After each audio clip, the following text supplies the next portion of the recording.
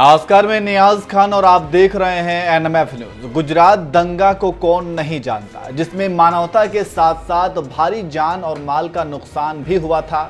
इसके लिए गुजरात के तत्कालीन सरकार की काफी आलोचना भी हुई थी। पूरा मामला न्यायपालिका पहुंचा और न्यायिक प्रक्रिया के तहत प्रधानमंत्री नरेंद्र मोदी को क्लीन चिट मिल गई। गुजरात दंगे को 19 साल गुजर गए हैं। एक बार फिर से नरेंद्र मोदी के खिलाफ जाकिया जाफरी ने कोर्ट में याचिका दाखिल की, जिसे सुप्रीम कोर्ट ने खारिज कर दिया है और क्लीन चिट सुप्रीम कोर्ट ने बरकरार रखा है।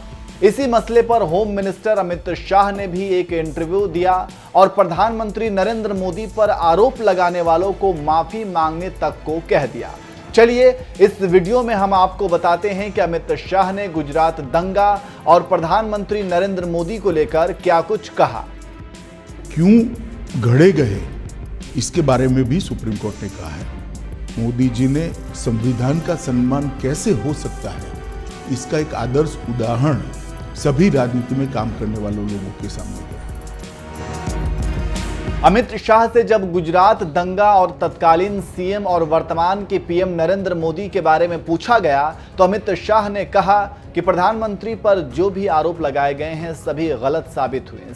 पीएम मोदी ने हमेशा कानून का साथ दिया। दंगा होने का मूल कारण ट्रेन को जला देना था। मैंने बच्ची को उसकी मां की गोद में जलते हुए देखा था। दंगों के बाद मैं खुद हॉस्पिटल में था, चारों ओर लाशें थी।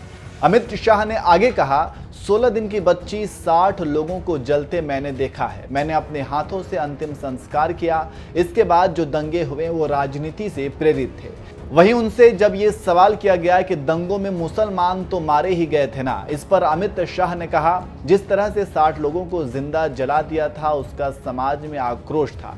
जब तक दंगे नहीं हुए तब तक किसी ने इसका क्रिटिसिज्म भी नहीं किया। बीजेपी को छोड़कर उस वक्त संसद चल रही थी, किसी ने निंदा नहीं की। कांग्रेस पार्टी का कोई स्टेटमेंट नहीं था। इसके अलावा उन्होंने कहा, दंगों के वक्त शासन प्रशासन में जो लोग थे उन्होंने अच्छा काम किया। उन्होंने कहा कि घटना के बाद जो लोगों में रोष था उसके बाद क्या होगा इसकी भनक किसी को भी नहीं थी। वहीं प्रधानमंत्री नरेंद्र मोदी के ऊपर लगे आरोप पर अमित शाह ने कहा कि प्रधानमंत्री को नानावती आयोग ने भी क्लीन चिट दी है। हमने न्यायिक प्रक्रिया में सहयोग किया। एसआईटी ने हमसे जांच में सहयोग मांगा, हमने किया। कोई भी व्यक्ति न्याय की परिधि से बाहर नहीं है। मुझे भी जेल में डाल दिया गया था, लेकिन मैं कहता था कि मैं गलत नहीं हूँ। ये राजनीति से प्रेरित था। पार्टी मेरे साथ है, इसका मुझे भरोसा था। मेरी पार्टी और मेरे नेता पर आरोप लगे थे, इसलिए झूठ के खिलाफ लड़ाई लड़ना जरूरी था। तो इस तरह से अमित शाह ने गुजरात दंगे पर हर सवालों का जवाब बड़े ही बेबाक अंदाज में दिया। आपको बता दें कि सुप्रीम कोर्ट ने 2002 में गुजरात दंगों में तत्कालीन मुख्यमंत्री नरेंद्र मोदी को क्लीन चिट देने वाली एसआईटी रिपोर्ट के खिलाफ दाखिल याचिका को खारिज कर दिया है। यह याचिका जाकिया जाफरी की ओर से दाखिल की गई थी। कोर्ट ने एसआईटी की जांच रिपोर्ट को सही माना है। जाकिया जाफरी पूर्व सांसद एहसान जाफरी की पत्नी है। Justice AM Khanwilkar, justice Dinesh Maheshwari और जस्टिस सीटी रवि कुमार की बेंच ने यह फैसला सुनाया है। तो इस फैसले पर आपका क्या कहना है? अपनी राय हमें कमेंट करके जरूर बताएं।